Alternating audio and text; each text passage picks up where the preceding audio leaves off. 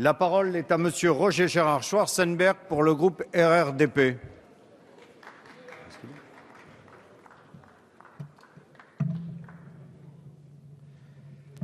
Monsieur le Président, Monsieur le Ministre, mes chers collègues, nous voici donc enfin près du terme, après le lent déroulement d'un long parcours législatif qui a connu nombre de zigzags et d'aléas. Au bout du compte, au bout de ces 4 lectures au Parlement, si l'on fait le bilan, on trouve à la fois des points de blocage qui persistent, mais aussi quelques avancées. Le principal point de blocage consiste à imposer à certaines régions des délimitations qu'elles ne souhaitent pas, en agissant d'une manière discrétionnaire, voire parfois arbitraire. La plupart de nous sont maires ou l'ont été, et ils savent qu'avant de déclarer un couple uni par le mariage, il est de tradition de demander « consentez-vous à ».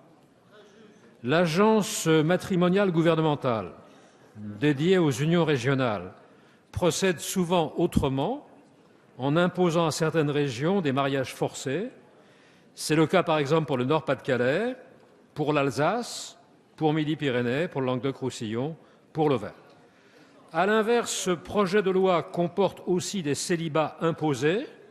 La Bretagne reste seule, limitée à 4 départements au lieu de 5, au lieu d'être rejointe par le département de la Loire-Atlantique ou par la région des Pays de la Loire. Second point de blocage, le droit d'option.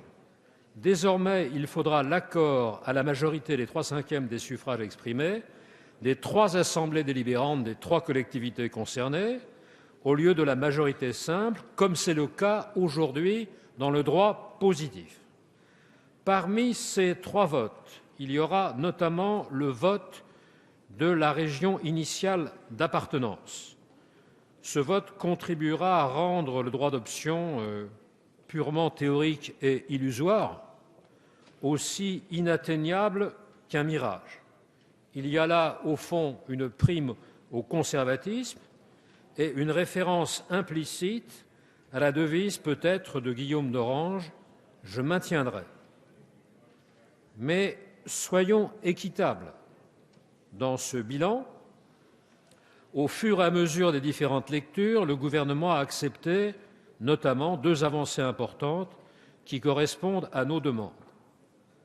D'abord, le maintien des départements, ou plutôt des conseils départementaux, au moins jusqu'en 2020, ou maintenant jusqu'en 2021, je crois, mais sans que l'on sache précisément ce qui adviendra de ces conseils départementaux après 2021. En effet, en tout cas, cet échelon intermédiaire entre les collectivités de base et les nouvelles grandes régions est plus que jamais nécessaire. La seconde avancée concerne la garantie d'une représentation minimale de chaque département au sein des conseils régionaux. Le projet de loi gouvernemental avait commencé par un conseil régional. L'Assemblée nationale, en première puis en seconde lecture, avait tranché pour 2 conseillers régionaux. Et depuis ce matin, 3h moins le quart, l'amendement déposé par notre groupe et accepté par le gouvernement double ce nombre minimal et fixe cette représentation minimale à 4 conseillers régionaux pour tous les départements et à 2 dans le seul département de moins de 5 000 habitants et néanmoins très estimable, c'est-à-dire la Lozère qui, comme on le sait, comporte 70 000 habitants. Cela est fait pour tenir compte, vous le savez, de la jurisprudence du Conseil constitutionnel qui raisonne essentiellement en fonction de critères démographiques.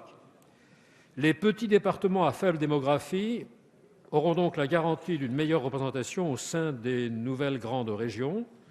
Sans le vote de cet amendement, ils n'auraient pu y faire entendre leur voix et y exercer quelque influence. C'est le cas pour des départements comme le Cantal, la Creuse, l'Ariège, les Hautes-Alpes et les Alpes de Haute-Provence. Alors, que faire à l'issue de ces lectures ? Selon que l'on considère plutôt les points de blocage qui persistent ou plutôt les avancées réalisées, le jugement apporté sur ce texte est naturellement différent. C'est pourquoi notre groupe a décidé de laisser la liberté à ses membres, le libre arbitre faisant partie de ses conceptions habituelles. Merci.